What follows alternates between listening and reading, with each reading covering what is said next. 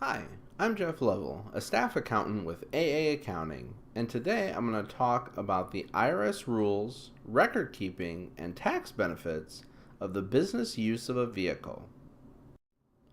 In a prior video, we covered vehicle deductions briefly.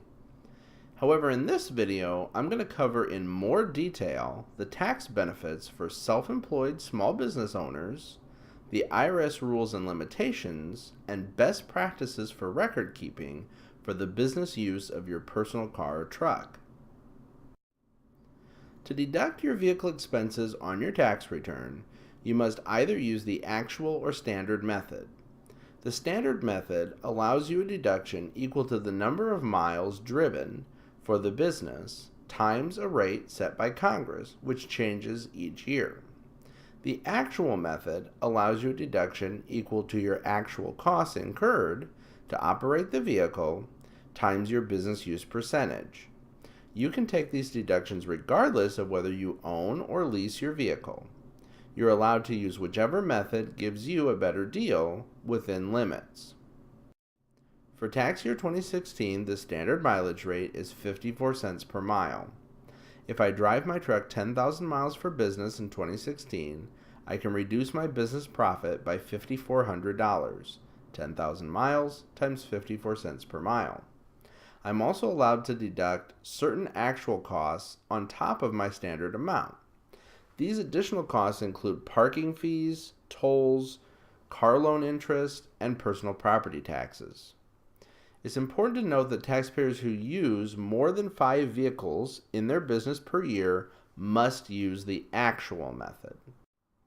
The actual method allows you to deduct a percentage of all expenses related to owning and using the vehicle for the year. Actual expenses include operating expenses like gas, oil, maintenance, repairs, and tires. Overhead expenses like insurance, depreciation, registration, and license plate fees, and other expenses like parking fees, tolls, loan interest, and personal property tax. To use the actual method, you must total all costs for the vehicle, then multiply this total expense by the business use percentage. The business use percentage is calculated based on the business mileage versus the total mileage. For example, if you drive your pickup truck 7,200 miles for business and another 4,800 miles for personal and commuting, your business use percentage is 60%. The 7,200 business miles divided by the total 12,000 miles for the year. So you would deduct only 60% of your actual expenses for the year. Most taxpayers will depreciate their vehicles using the IRS's Maker's GDS method, which calls for the vehicle to be depreciated over 5 years, with more depreciation taken in earlier years. Some limitations apply. Luxury vehicle depreciation is capped per year, so they may need to be depreciated over a longer time period. On the screen is an example of typical depreciation taken for a vehicle used 100% for business. As you can see, in the first 3 years, more depreciation is taken under the Maker's accelerated method, whereas the straight line method uses the same amount per year. However, for both methods, the total amount of depreciation is the same, the purchase price of the vehicle. There are limitations on switching between methods from one year to the next.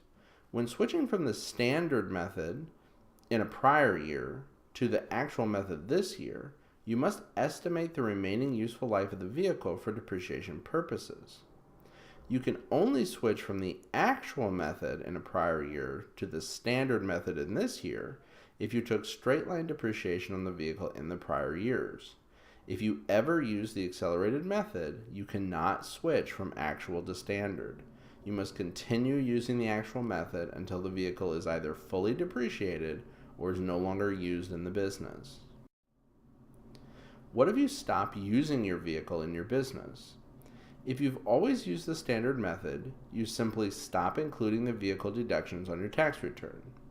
However, if you use the actual method even 1 year, you must recapture, that is, report in your income, the depreciation you took on the vehicle. This is true if you sell the vehicle at a gain, which is common since you're going to be depreciating the car, or if you simply begin using the vehicle less than 50% for business. So which method is better? While the standard method is simpler to use and requires less record keeping, the actual method could be better in situations where the vehicle is expensive to maintain but not driven many miles. On the other hand, depreciation recapture for the sale or retirement of the vehicle from the business almost always makes the standard method better in the long run. You cannot deduct vehicle expenses on your tax return without keeping a mileage log. The log may be kept in any format as long as it meets minimum IRS standards. Mileage must be broken out on your tax return between business, personal, and commuting miles. An example of a mileage log is on the screen. At a minimum, the log must have the date that you used the vehicle for business, where you went, why that's a deductible business expense, how many total miles the vehicle was driven for business. You could use the beginning and ending odometer here if you like, however that's not necessary. And you must know the beginning and ending odometer for the vehicle for the year. The difference between the beginning and ending odometer reading is the total miles for the year, and the sum of your business miles gives you your total business miles. The difference between total business and total miles gives you the sum of your personal and commuting miles. At AA Accounting, we have over 60 years experience helping small businesses succeed. Why not call us today to set up an appointment to see if we can help your small business grow? We look forward to hearing from you.